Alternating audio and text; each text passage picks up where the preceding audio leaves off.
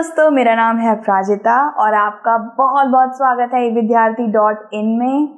गाड़ी मैंने पहन ली है मतलब पिछली वाली वीडियो में पिछले विषय में मैंने नहीं पहनी थी। तो पार्ट 9 हम लोग कर रहे थे दोस्तों, क्षेत्रीय संस्कृतियों का निर्माण। आपकी इतिहास की किताब से याद है ना, बहुत सारे विषय में पहले कर लिए हैं, देख लेना जाके जल्दी से। तो भाई विषय हमारा है क्षेत्रीय सीमांतों से परे कथक नृत्य की कहानी। तो बहुत से भाई मेरे प्यारे प्यारे चुटकी चुटकूस, बहुत से लोग कथक सीखते होंगे। कथक सिर्फ लड़कियों के लिए नहीं है, पहली बात बता रही हूँ, लड़कियों के लिए नहीं है, लड़कों पे ज्यादा अच्छा लगता है। कुछ लड़के होती हैं, कुछ तो होते हैं जो लोग सोचते हैं कि कथक लड़के नहीं कर सकते, लड़कों को डांस नहीं करना चाहिए, लड़कों को नाचना वाचना नहीं चाहिए। तो ऐसा बिल्कुल नहीं है, लड़के बल्कि और खूबसूरत लगते हैं नाचते हुए लड़कियों से ज्यादा। लड़कियां जलना मत, ठीक है? तो ऐसा नहीं सोचना। सबसे पहले तो मैंने आपका ये मिथ्य तोड़ा। उसके बाद पूछना चाहूंगी कौन कौन कथक करता है। मुझे पता है बहुत सारे बच्चे कथक करते हैं। तो यदि वीर प्रदेश भिन्न भिन्न रूपों में पाए जाते हैं तो नृत्य का भी तो यही सत्य है। तो पिछले वाली विषय में हमने राजपूतों के बारे में बात करी थी कि भिन्न भिन्न क्षेत्रों में भिन्न भिन्न राजा मिलते हैं। कोई कैसा शूरवीर होता है तो किसी ने शेर का मुंह फाड़ दिया, तो कोई कैसा शूरवीर है तो किसी ने तीरों की शैया पे सुला दिया लेकिन वीर गति प्राप्त करी। भिन्न भिन्न कहानियां, अलग अलग कहानियां सुनने को हमें बहुत मिलती है राजपूतों के बारे में।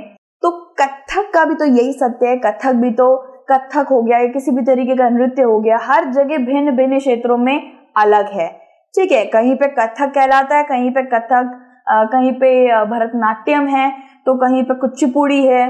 बहुत अलग अलग नृत्य हैं भाई। तो कथक, इसका सबसे पहले शाब्दिक अर्थ समझते हैं। कथक यानी कि कथा। कथक यानी कि कथा। कथा क्या होता है? मतलब कोई कथा सुनाना, कोई कहानी सुनाना। कथा संस्कृत शब्द है और बिल्कुल सही जाता है इसके साथ, इस नृत्य के साथ बिल्कुल सही जा रहा है। क्योंकि जब भी आप कोई भी ऐसा कुछ ऐसा हाथ से बनाते हैं, ठीक है, तो वो सोच रहे हैं वो बस ऐसी बना रही है, सुंदर लग रहा है, नहीं, उसका मतलब होता है कुछ। अगर वो ऐसे, मेरे हाथ अभी थोड़े भरे हुए हैं पर मैं आपको बता देती हूँ, अगर वो ऐसे कमल बनाती है, मतलब ऐसे बनाती है, तो वो ये नहीं है कि फूल खिल रहा है गाने में, कमल दिखा रही है, कुछ तो बता रही है। तो कथक कुछ ऐसा नृत्य कहलाता है जो हमें कहानी दर्शा रहा होता है, ठीक है? तो वही कथक का मतलब भाई समझ आ गया होगा सबको। एक संस्कृत शब्द है ये जिसका इस्तेमाल कहानी बोलने में होता है, कोई कहानी सुनाने में होता है, नृत्य का क्या लेके, सहारा लेके। उत्तर भारत के कुछ हिस्सों के लिए किया जाता था। तो उत्तर भारत में सबसे पहले इसकी मशहूरता उत्तर भारत से बढ़ी है और उसके बाद धीरे धीरे करके ये आज के वक्त में भारत के हर विद्यालय में तो नहीं लेकिन बहुत से विद्यालयों में आज के वक्त पे इसे सिखाया जाता है। और मेरे विद्यालय में भी कथक होता था लेकिन मैंने कभी भी कथक नहीं सीखा क्योंकि मुझे दिलचस्पी ही नहीं थी। जबरदस्ती नहीं सीखना चाहिए, जिसमें दिलचस्पी है उसे सीखना चाहिए। मेरे उसमें था कि या तो गाना सीखिए, म्यूजिक था, और एक था ड्राइंग, मतलब पेंटिंग। मैंने पेंटिंग चुना था क्योंकि मुझे पेंटिंग अच्छी लगती है। मेरे घर में इतनी सारी टंगी हुई है मेरी पेंटिंग, ठीक है? तो और मेरे मम्मी पापा कहते हैं चिड़ियाघर बना रखा है। तो ऐसा बिल्कुल नहीं है कि मतलब जबरदस्ती सीखना, सीखो, बहुत अच्छी चीज है। अगर आपको दिलचस्पी है तो आप सीख सकते हो। मेरे विद्यालय में था और बहुत बच्चों आप लोगों के विद्यालय में भी होगा, और नहीं होगा तो हम लोग अलग से जाते हैं सीखने।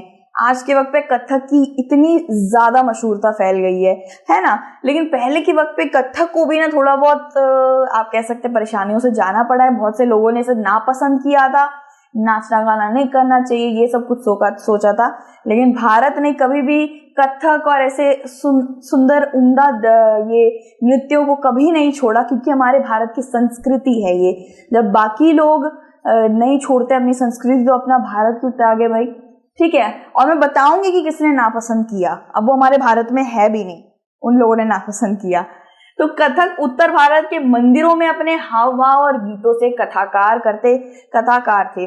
अब मैं सबसे पहले बताती हूँ कि ये एक जाति का नाम था। पहले ये एक जाति का नाम था, मंदिरों में रहने वाली जाति कहलाती थी। और ये मंदिरों में जो कहानियां नहीं सुनाते बैठ के या फिर नृत्य करके कहानियां सुनाते हैं, ये उन जातियों में आता था, ठीक है? तो कथक एक जाति थी, एक कथाकार कहलाते थे, यानी वो व्यक्ति या वो जाति जो कहानियां सुनाते हैं। तो ये एक जाति रह चुकी है दोस्तों। और ये कहीं इधर उधर भटकने वाली जाति नहीं, मंदिरों में शुद्ध जाति, मंदिरों में रहकर भगवान की स्तुति करते वक्त गाना गाते थे और कहानियां बोलते थे। फिर कहानी करते करते अपनी कहानी को उन्होंने गाने से जोड़ दिया। अब गाना कह रही हूँ, नृत्य से जोड़ दिया। नृत्य करते करते अभी कहानी सुनाते थे। तो इसने 15वीं शताब्दी में भक्ति आंदोलन के प्रसार के साथ काम किया। ठीक है, भक्ति आंदोलन जब हो रहे थे, जब बहुत से लोग सड़कों पे निकलकर राधे कृष्णा, बहुत से अलग अलग लोग निकलकर ऐसे निकलते हैं ना, आपने देखा होगा, जाते हैं, एक सारे लोग सिलसिला बन के जाते हैं और गाने भजन करते हुए जाते हैं, तो बहुत से लोग नृत्य करते हुए भी जाते हैं, है ना। तो उस वक्त पे कथक को काफी ज्यादा, जब ये भक्ति आंदोलन चल रहा था, तब कथक को और भी ज्यादा लोगों से मिला, एक तरीके से सहारा मिला कि हाँ कथक होना चाहिए, भगवान के साथ अगर इसे जोड़ दिया जाए तो ये बहुत शुद्ध लगेगा, बहुत अच्छा लगेगा। पहले से ही अच्छा है, लेकिन शायद बहुत शुद्धता वाला एक नृत्य कहलाता है ये कथक। ऐसा नहीं मतलब यहाँ से ये फाड़ा, वहां से ये फाड़ा, ऐसे यहाँ से काजल बिखेर लिया और ऐसे नाचा। कथक कुछ और ही है दोस्तों, कुछ और ही है। बहुत शुद्धता के साथ ये नृत्य बनता है, और तभी इसलिए हमारे छह शास्त्र कलाओं में आता है ना। वो आप जानते हो, मुझे पता है। तो राधा कृष्ण के लोक नाटक, जिन्हें रासलीला कहा जाता है, कथक के मूल भावों के साथ संयुक्त लोक नृत्य थे। तो इन्हें कुछ भगवानों से जोड़ा गया। सबसे पहले कृष्ण राधा की बात आती है। कृष्ण राधा के रासलीला और उनके, होता नहीं जो पहले चलता था, वो लोग नटखट थे, वो लोग ये कर रहे हैं, वो लोग पेड़ के नीचे छुप रहे हैं, वो लोग घी खा रहे हैं, माखन खा रहे हैं। तो ये सब एक तरीके से वो लोग नाटक के तौर पर प्रदर्शित कर देते थे, कुछ इस तरीके से, ऐसे कर रहे हैं, ऐसे कर रहे हैं, नहीं पता मुझे, लेकिन मैं कर दे रही हूँ। तो कुछ इस तरीके से वो नाटक को क्या कर रहे हैं, कहानी सुना रहे हैं ना। तो एक नाटक को, एक कहानी को वो नृत्य के तौर पर लोगों को प्रदर्शित करते थे। तो मुगल सम्राट, अब सबसे पहले शुरुआत देखिए कहाँ से हुई। मुगल सम्राट और उनके रईसों के अधीन कथन दरबार में किया जाता था। इधर सबसे ज्यादा मशहूरता मिली है कथक को। बताया जाए तो मुगल सम्राट जो होते थे, बहुत बड़े बड़े मुगल शासक होते थे, उनको अपने राज दरबार में नृत्यकारिणियों को बुलाने का काफी अच्छा उनको दिलचस्पी रहती थी। अब बुलबुलैया में आपने देखा होगा कैसे दरबार बना रहता है, वो आती है आमी जे तुम्हार शुधु जे तुम्हार, ऐसे करके आती है ना। तो वैसा ही दरबार सोचिए, अपने दिमाग में थोड़ा सा विचार लाइए, तो कुछ इसी तरीके से। और अनारकली वाली एक मुगले आजम, वो मूवी भी बहुत अच्छी थी। मुगल आजम के अंदर वो कैसे करके नृत्य कर रही होती है ना दरबार के सामने, सब लोग देख रहे होते हैं। फिर नृत्यकारिणी को पैसे वैसे भी दिया जाता है, उसको कोई आभूषण दे दिया जाता है, क्योंकि बहुत अच्छा लग जाता है नृत्य उनको। तो जिस तरीके से ये मुगल दरबारों में बहुत ज्यादा प्रचलित हो चला था, ठीक है। और इसे दो परंपराओं या घराने में सबसे ज्यादा विकसित हुआ, यानी कि दो परंपरा या दो राज्यों में सबसे ज्यादा इसे प्रस्तुति मिली है, सबसे ज्यादा इसे स्नेह मिला है। वो है राजस्थान, जयपुर और लखनऊ, ठीक है। लखनऊ के नवाबों को और राजस्थान में जो राजपूत होते हैं उनके सामने इस नृत्य को बहुत ज्यादा प्रसिद्धि मिली, ठीक है। इसे बुरा नहीं माना गया।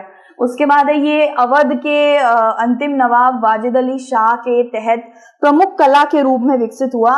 तो भाई पता चल गया भाई किसके बारे में बात हो रही है, वाजिद अली शाह के बारे में बात हो रही है, जिससे आप कह सकते हैं अंतिम में जो नवाब बने थे, ठीक है। तो वाजिद अली शाह ने इसको सबसे ज्यादा प्रोत्साहन दिया, इसे बोला कि इसे मुख्य कला बनाना चाहिए। तो आज के वक्त में देखा जाए तो आपने देखा होगा रामनाथ कोविंद जी के हाथ से, मैंने बहुत सारे से टीवी पे देखा है कि बहुत सारे उनके हाथ से दिया जाता है, बड़े बड़े नामचीन अवार्ड दिए जा रहे होते हैं, पुरस्कार दिए जा रहे होते हैं, भारत रत्न, किसी को कुछ मिल रहा है, किसी को कुछ मिल रहा है। आपने देखा होगा बहुत से नृत्यकारिणी कथक करने वाली बहुत से 15-15, 20-20 सालों से कर रही हैं वो लोग, और अंधे और ऐसे जो जिनको सुनाई नहीं देता उन सारे लोगों को भी सिखाते हैं, तो उनको पुरस्कार ये सब देते हैं, मैंने ऐसा देखा था, ठीक है। तो ऐसा मिलता है। और कथक को कभी भी एक बुरे नृत्य में नहीं देखा गया है कभी भी, लेकिन कुछ लोग थे जिन्होंने सोचा कि बुरा नृत्य है, अच्छा नहीं है, नापसंद किया। लेकिन बहुत से ऐसे लोग हैं जिसने इसे प्रोत्साहन किया। वाजिद अली शाह हो गए और राजपूत हो गए, नवाब हो गए, इन सब ने हमेशा से दरबार के अंदर कथक करने वाली नृत्यकारिणियों को ही बुलाया। ये ना केवल इन राज्यों में बल्कि पंजाब, मैंने आपको बताया ना, उत्तर भारत में, जयपुर में और लखनऊ में नहीं, सिर्फ पंजाब, हरियाणा, जम्मू कश्मीर, बिहार, मध्य प्रदेश, हर जगह ये प्रसिद्धि पा रहा था, हर जगह ये प्रसिद्धि पा रहा था। विस्तृत वेशभूषा, फुटवर्क आदि भी दिया गया। तो भाई बहुत खूबसूरत इनको फुटवर्क यानी कि अच्छे अच्छे मोजरी और जूते दिया करते थे। सुंदर वेशभूषा, आपने वेशभूषा देखी अभी? ये वेशभूषा देख रहे हो, इतनी खूबसूरत साड़ी की वेशभूषा। ये कथक, मैं तो सोचती हूँ कथक सिर्फ नृत्य नहीं है, बहुत शुद्धि वाला नृत्य है, इसे भगवान से जोड़ा जाता है, तो इसको हटाने का कैसे बात किया जा सकता है? हम जिसमें बात करिए देखते हैं। तो 19वीं और 20वीं शताब्दी के अधिकांश, आप जानते हैं मध्य 17वीं शताब्दी के अंदर ही ब्रिटिशर्स आ गए थे इंडिया में, हमारे भारत में ब्रिटिशर्स आ गए थे। तो उन्होंने क्या किया भाई, उन्होंने देखा कि कथक बहुत ही नापसंदीदार एक नृत्य है, इसको हटा देना चाहिए, इसके मंजूरी नहीं देनी चाहिए करने की। तो ब्रिटिश प्रशासक जो होते हैं, प्रशासक यानी कि एडमिनिस्ट्रेटर्स जो होते हैं, जो संभालते हैं राजपाट वगैरह, लेखा के उल्लेख, दस्तावेज सब संभालते हैं, उन्होंने बोला कि इस कथक का पक्ष लिया गया कि ये गलत है, ठीक है, इसको नहीं करना चाहिए, नापसंद करा, ठीक है। फिर भी ये दरबारियों द्वारा जीवित रहा और नृत्य के 6 शास्त्रीय रूपों में से एक बना, ठीक है। आप ये कह सकते हैं, यहाँ पे लिख देते हैं हम लोग, यहाँ पे नहीं आएगा, पक्ष नहीं लिया, ठीक है। तो कथक का कभी भी ब्रिटिशर्स ने पक्ष नहीं लिया, लेकिन फिर उसके बाद भी इनका कुछ चला वाला नहीं, फिर भी बहुत से दरबारी, बड़े बड़े मुगल राजाओं ने और भी बड़े बड़े राजपूती राजाओं ने इसको हमेशा से आगे बढ़ाया, प्रोत्साहन दिया, क्योंकि ऐसा नृत्य बंद नहीं होना चाहिए, हमारे भारत की कला है तो वो क्यों डूबनी चाहिए। और मैं बात करूं हमारे 6 शास्त्रीय नृत्य की बात करूं तो मैं शास्त्रीय नृत्य आपको समझा देती हूँ। एक तो है भरतनाट्यम, उसके बाद आता है कथकली जिसकी हम अभी बात कर रहे थे, जो नैन लड़ा के और अपने हाथों से इशारे विशारे करके समझाते हैं, हमें कोई कहानी सुनाते हैं। फिर कथक आ जाता है, कथकली अलग है, कथक अलग है, ठीक है। और फिर मणिपुरी आ जाता है भैया हमारा। उसके बाद कुचिपुड़ी और उड़ीसी, ये हमारे 6 शास्त्र कला नृत्य में आते हैं, जो आपको दिखाना था 6 शास्त्र कला में। तो पहले के वक्त पे कथक को भी यार गुजरना पड़ा है, बहुत सारी तकलीफों से उसको रोकने की कोशिश करी, लेकिन अंत में जीत उसी की हुई। आगे जाके वो 6 शास्त्र कलाओं में आप इस वक्त पे जो कथक को सीखता है ना, उसको अलग ही प्रोत्साहन दिया जाता है, ठीक है। क्योंकि भारत की संस्कृति, बहुत से हमारे बच्चे हैं जो नहीं सीखना चाह रहे, बच्चे बाहर की चीजें सीखने के लिए बहुत बैले सीख रहे हैं, और अच्छी बात है, बाहर की भी सीख रहे हैं, बहुत अच्छी बात है, लेकिन पहले अपने भारत की सीखना आपको नहीं लगता सही रहेगा पहले, है ना। लोग सोचते हैं कि कराटे, मार्शल आर्ट, ये जो हम सीखते हैं ये सब बाहर का है, ये बाहर का नहीं है, ये भारत का जन्म है। बोधि धर्मन जो चाइना गए हैं, ठीक है, जो चीन में गए थे बोधि धर्मन, वो भारतीय थे, उन्होंने ही ये सब सिखाया, है ना। 18 हैंड ऑफ बुद्धा उन्होंने ही चीन में सिखाया। तो ये सब चीजें हमारी हैं और जो हम समझते हैं बाहर की है, ठीक है। तो इसके बाद वाला जो विषय है वो आप जानते हैं, संरक्षकों के लिए चित्रकला, लघु चित्रों की परंपराएं, जिसको कहा जाता है मिनिएचर पेंटिंग, इसको करेंगे हम दूसरे विषय में, ठीक है। हम थोड़ा पानी पी लेते हैं, आप भी पी लीजिए और दूसरे वीडियो में मिलते हैं, ठीक है। Take care, God bless you, bye, be happy, खुश रहना, बाय।